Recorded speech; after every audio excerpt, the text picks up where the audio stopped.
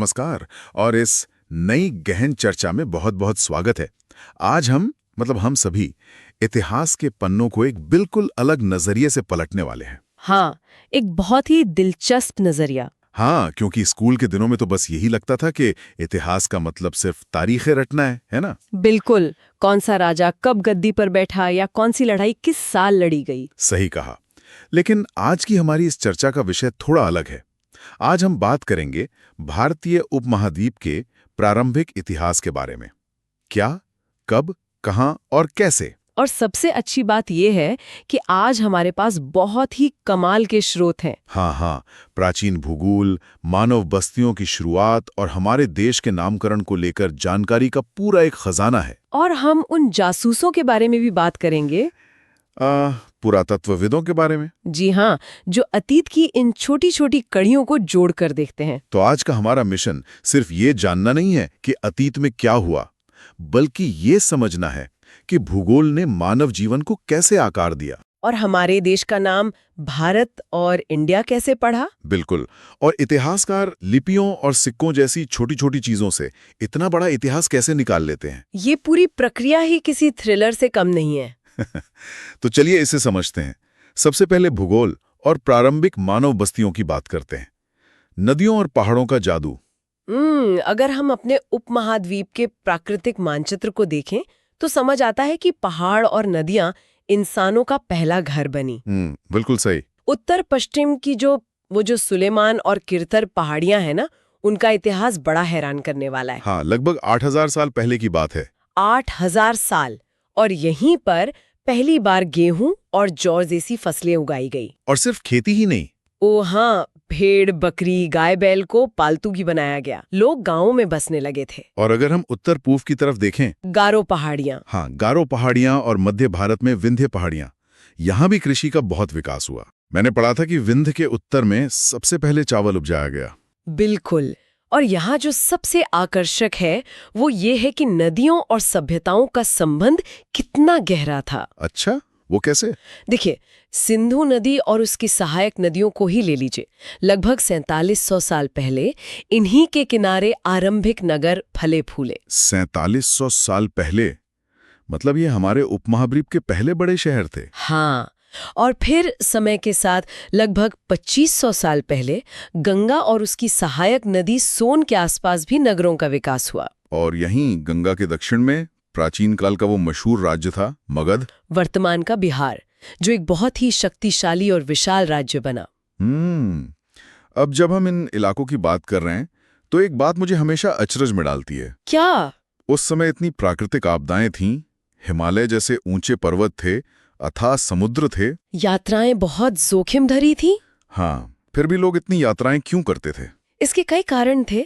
लोग काम की तलाश में जाते थे या फिर प्राकृतिक आपदाओं से बचने के लिए। सही कहा। कुछ राजाओं की सेनाएं विजय के लिए निकलती थीं, व्यापारी व्यापार के लिए जाते थे। और धार्मिक गुरु भी तो शिक्षा देने के लिए गांव-गांव घूमते थे। बिल्कुल। और कुछ लोगों में बस नई जगहों को खोजने की उत्सुकता होती थी। तो इन यात्राओं का असर क्या हुआ? इन यात्राओं से विचारों का जबरदस्त आदान प्रदान हुआ। हमारी सांस्कृतिक परंपराएं बहुत समृद्ध हुई। मतलब लोग अपने साथ नई चीजें लेकर आए, जैसे पत्थर तराशना, संगीत और यहाँ तक कि भोजन बनाने के नए तरीके भी। अरे वाह, ये तो कमाल है। और यहाँ कनेक्ट करने वाली बात ये है कि इन्हीं बाहरी लोगों के आने से हमारे देश के नाम भी पड़े। ओह, इंडिया और भारत। चलिए श्रोताओं के लिए इसे थोड़ा सा और खोलते हैं। बिल्कुल। इंडिया शब्द की कहानी बड़ी दिलचस्प है। ये शब्द इंडस से निकला है, जिसे हम संस्कृत में सिंधु कहते हैं। हाँ, लगभग 2500 साल पहले जब उत्तर पश्चिम से ईरानी और यूनानी लोग आए तो उनका सामना इसी नदी से हुआ। उन्होंने सिंधु को हिंदोस या इंदोस कहा।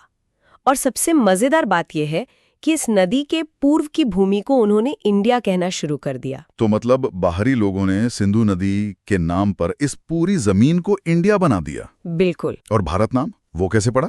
भारत नाम का प्रयोग उत्तर पश्चिम में रहने वाले लोगों के एक विशेष समूह के लिए किया जाता था। इसका जिक्र तो हमारी पुरानी किताबों में भी है ना? हाँ, 3500 साल पुरानी ऋग्वेद में इसका स्पष्ट उल्लेख मिलता है। और फिर बाद में ये नाम पूरे देश के लिए प्रयोग होने लगा। बिल्कुल सही। अब यहाँ एक आम सवाल दिमाग में आता है।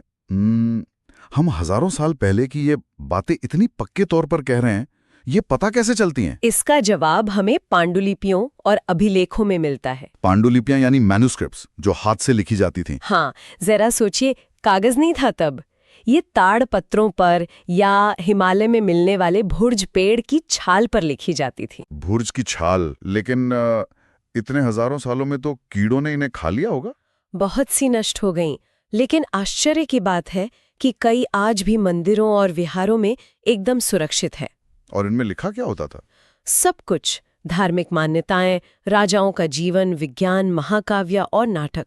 और भाषा कौन सी होती थी? ज्यादातर संस्कृत, तमिल और प्राकृत। प्राकृत, जो उस समय आम लोगों की भाषा हुआ करती थी। बिल्कुल। और अभिलेख क्या होते थे? इंस्क्रिप्शंस। ये बहुत स्थायी होते थे। इन्हें पत्थर या धातु जैसी कठोर सतहों पर उकेरा जाता था। अच्छा, ताकि राजा अपने आदेश या जीती गई लड़ाइयों का लेखा जोखा लंबे समय तक रख सकें। एकदम सही। मैं एक बहुत ही सटीक और यादगार उदाहरण देती हूँ। अफगानिस्तान के कंधार से हमें अशोक का एक अभिलेख मिला है, जो लगभग 2250 साल पुराना है। 2250 साल? हाँ, और ये यूनानी और अरामैइक नामक दो भिन्न लिपियों और भाषाओं में है। वाह, ये दिखाता है कि कैसे राजाओं के संदेश दूर दूर तक जाते थे और अलग-अलग संस्कृतियों के लोग उन्हें पढ़ते थे। बिल्कुल। लेकिन जो चीजें ना लिखी गईं और ना उकेरी गईं, बस जमीन के नीचे दफन हो गईं, उनका क्या? यहीं पर इतिहास के वो जासूस काम आते हैं ना। पुरातत्वविद, बिल्कुल। उनका डिटेक्टिव वर्क सच में कमाल का होता है। मुझे तो ये विचार ही बहुत रोमांचित करता है। वो जमीन के नीचे ढूंढते क्या हैं? खुदाई में मिले औजार, हथियार, बर्तन, आभूषण और सिक्के। जैसे हमारे स्रोतों में 4700 साल पुराने एक मठी का जिक्र है। हाँ, और 2500 साल पुराने चांदी के सिक्कों का, जो आज के सिक्कों से बिल्कुल अलग दिखते थे। मैंने पढ़ा है कि पुरातत्वविद जानवरों, चिड़ियों और मछलियों की हड्डियां भी ढूंढते हैं। वो इसलिए ताकि पता चले कि उस समय लोग क्या खाते थे। हड्डियां तो बच जाती हैं, लेकिन अन्न के दाने या लकड़ी तो जमीन में गल जाते होंगे। वो तभी बच के हैं जब वे गलती से जल गए हों। जले हुए रूप में वो हजारों साल सुरक्षित रह सकते हैं। ओहो, तो मतलब इतिहासकार इन सभी चीजों को, चाहे वो पांडुलिपि हो, अभिलेख हो या पुरातत्व, इन्हें वो स्रोत कहते हैं। हाँ, सोर्सेज। और बिल्कुल जासूसों की तरह एक एक सुराग को जोड़कर अतीत का पूरा चित्र बना देते हैं। सही कहा। एक दिलचस्प बात और है। इस पुस्तक के शीर्षक का नाम हमारे अतीत है। अतीत शब्द बहुवचन में है, प्लूरल। ऐसा क्यों? अतीत तो एक ही होना चाहिए। ये बहुत जरूरी सवाल है। बहुवचन इसलिए क्योंकि अलग-अलग समूहों का अतीत अलग-अलग था। कैसे? जैसे राजा रानियों का जीवन किसानों या पशुपालकों के जीवन से बहुत अलग था। हाँ, ये तो आज भी है। जैसे अंडमान द्वीप के लोग आज भी शिकार और मछलियां पकड़कर अपना भोजन जुटाते हैं, जबकि हम शहरों के लोग अपने भोजन के लिए दूसरों पर निर्भर हैं। तो राजा तो अपने विजयों का रिकॉर्ड रख लेते थे, लेकिन आम आदमी, शिकारी, मछुआरे या कृषक, वो अपना रिकॉर्ड नहीं रखते थे। इसीलिए तो पुरातत्व से ही उनका जीवन जानने में इतनी मदद मिलती है। और जब हम इन अतीतों को एक टाइमलाइन पर रखते हैं, तो तिथियों का रहस्य क्या है? ये कैलेंडर का गणित कैसे काम करता है? इतिहासकारों ने तिथियों की गणना ईसा मसीह के जन्म से तय की है। मतलब अगर हम 2000 ईस्वी कहते हैं, एडी या सी, तो उसका मतलब है ईसा मसीह के जन्म के 2000 वर्ष बाद का समय। और उनके जन्म से पहले की तिथियां? वो ईसा पूर्व कहलाती हैं, बीसी या बीसीई। तो अगर हम आज की चर्चा की प्रमुख तिथियों को संक्षेप में दोहराएं, कृषि का आरंभ लगभग 8000 वर्ष पूर्व, सिंधु के प्रथम नगर 4700 वर्ष पूर्व, और गंगा घाटी या मगध के नगर 2500 वर्ष पूर्व। क्या बात है!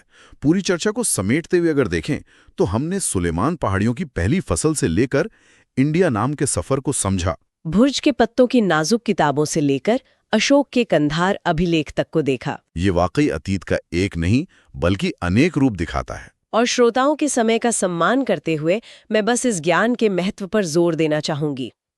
इतिहास केवल राजाओं की कहानी नहीं है, ये आम लोगों के जीवन के विकास की कहानी है, जिसे पुरातत्वविद आज भी जमीन से खोदकर निकाल रहे हैं। बिल्कुल सही। और अब अंत में श्रोताओं के लिए एक गहरा सवाल छोड़कर जाते हैं। बताइए। जरा सोचिए, अगर आज से 2000 साल बाद कि पुरातत्वविद हमारे आज के इन शहरों की खुदाई करें, तो उन्हें किस तरह के अभिलेख या सिक्के मिलेंगे? बहुत ही दिलचस्प सवाल है। क्या हमारे डिजिटल सर्वर का डेटा पत्थर के अभिलेखों की तरह सुरक्षित रहेगा? या फिर वो